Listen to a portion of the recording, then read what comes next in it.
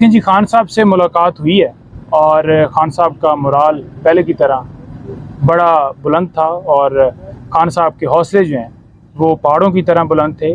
और किसी तरह से जो ख़बरें चलाई जा रही थी कि डील के हवाले से तमाम बातों की खान साहब ने तरदीद की है।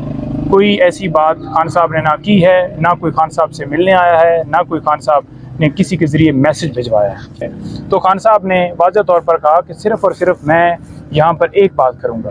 वो ये बात करूँगा कि इलेक्शन जो है वो टाइम के ऊपर होने चाहिए और इसके अलावा कोई और बात नहीं है। ये सारे वहम निकाल दें, इनके अंदर कोई वहम हो, इनके अंदर कोई ऐसी बात हो,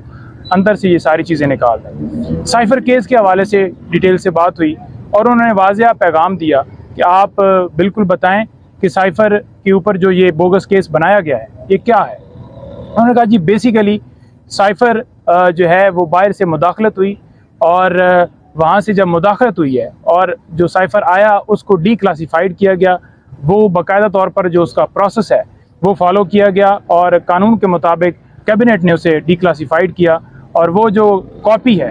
वो उसके हवाले से जो उसके अंदर लिखा था कॉपी के अंदर, मैंने अपनी जो है वो आवाम कौम को बताया कि किस तरह कोई हमारे मुल्क के अंदर मुदाखलत कर सकता है, बाहर से कोई धमकी भेज सकता है कि इस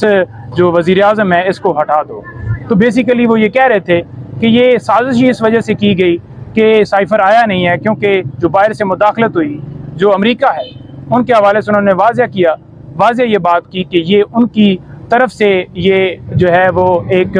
बात को रोकने के लिए इन्होंने जानबूझकर ये ऐसा प्रोपेगेंडा किया ताकि लोगों तक पता ना चले, क्योंकि उनके लिए खुद ये एक शर्मिंदगी की बात थी कि कैसे अंदरूनी मामलात में मुदाखलत किसी भी मुल्क में की जा सकती है। तो उन्होंने कहा जी कि देखें बात यह है कि उन्होंने हमारी गैरत पे हमला किया, उन्होंने जो है वो हमारे अंदरूनी मामलात के अंदर मुदाखलत की। तो मैं अवाम का नुमाइंदा हूँ, मुझे अवाम ने वोट दिया, मैं इस मुल्क का शहरी हूँ, मुझे मुल्क से प्यार है और मैं कैसे ये बर्दाश्त कर लेता कि कोई बाहर से धमकी दे और मैं चुप करके बैठा रहता। मैं क्यों ना लोगों को बताता कि इस तरह से ये साजिश की गई और उसका आपने रिजल्ट देख लिया कि वाकई चलती फिरती जो हुकूमत है वो साइफ़र के बदले में जो है वो गिरा दी गई। दूसरे नंबर पर उन्होंने कहा कि ये जो डॉक्यूमेंट्स कहते हैं कि कोड जो हैं शेयर किए गए, किसी तरह से कोड्स ना शेयर किए गए, ना कोई ऐसी जो ओरिजिनल जो साइफ़र है उसको मैंने किसी के साथ शेयर किया, बल्कि इसके ऊपर तो वो ओरिजिनल जो है वो फॉरेन ऑफिस के अंदर मौजूद होता है और अभी भी वहाँ पर ही है। तो ये सिर्फ़ और सिर्फ इल्ज़ाम या इस केस इस तरह इस वजह से बनाया गया है ताकि मेरी हिम्मत टूट जाए। यहाँ पर उन्होंने बताया कि मुझे जो रिपोर्ट जमा करवाई गई है सुप्रीम कोर्ट में, तो उन्होंने कहा कि ये देखें ये जो सारी बातें की जा रही हैं ना कि ऐसी सहूलतें मिल गई हैं, यूँ हो गया है, ये हो गया है और वो बड़ा जो है अंदर जो है आराम कर रहे हैं। उन्होंने कहा जी बिल्कुल वही सेल है, उसी तरह से रखा हुआ है, वही पोजीशन है जो पहले दिन आके मैंने इधर बताई थी और उसी तरह से रखा गया है। लेकिन खान साहब ने कहा कि देखिए ये कुर्बानी देनी पड़ती है, कौम के लिए कुर्बानी देनी पड़ती है, अपनी नस्लों के लिए कुर्बानी देनी पड़ती है और वो मैं कुर्बानी दे रहा हूँ और दूंगा। आवाम के हवाले से उन्होंने वाज़ेह मैसेज भेजा है कि देखें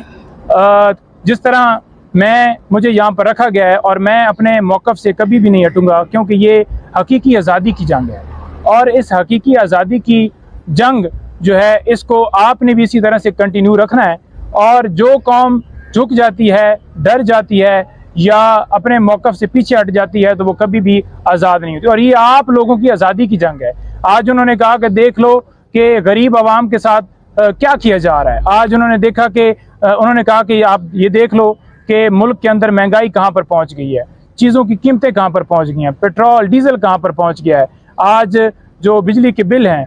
एक बंदे की तनख्वाह जो है 20-30 हज़ार है तो कैसे वो 70-70 हज़ार बिल जो है वो अदा कर सकता है। एक मुल्क के अंदर जो मुआशी बहरान आ चुका है, उन्होंने कहा जी वाहिद इसका जो रास्ता है वो सिर्फ़ और सिर्फ इलेक्शन है और इलेक्शन जो है वो टाइम के ऊपर होने चाहिए और उनके खिलाफ कार्रवाई होनी चाहिए जिन्होंने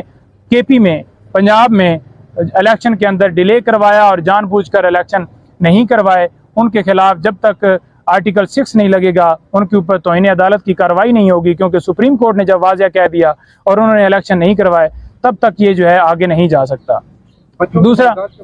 दूसरा उन्होंने जो ये बात की है कि देखिए मेरी ना जायदाद बाहर है, ना मेरी कोई प्रॉपर्टी बाहर है, मैं इस मुल्क का हूँ और मैं इस मुल्क के अंदर रहूँगा। ये वहम दिल से निकाल लें कि मैं मुल्क छोड़कर बाहर चला जाऊंगा। और मैं हर तरह की, जिस तरह की ये तकलीफ़ दें, जिस तरह का ये हाल रखें, उन्होंने कहा कि मेरे जो हवाले से कोई बात करने की कि मुझे ये फैसिलिटी है या नहीं, उसको छोड़ दें। मैं जो अपना मेरा मकसद है वो मैं हल करने के लिए जो भी रास्ते में आएगी वो डेफिनेटली मैं फेस करूंगा और हर रुकावट को मैं बर्दाश्त करूंगा। यहाँ पे थोड़ा सा मैं ऐड कर दूं कि खान साहब का अंदर वही स्टैंड है। हवाले से 15 तारीख का कहा गया है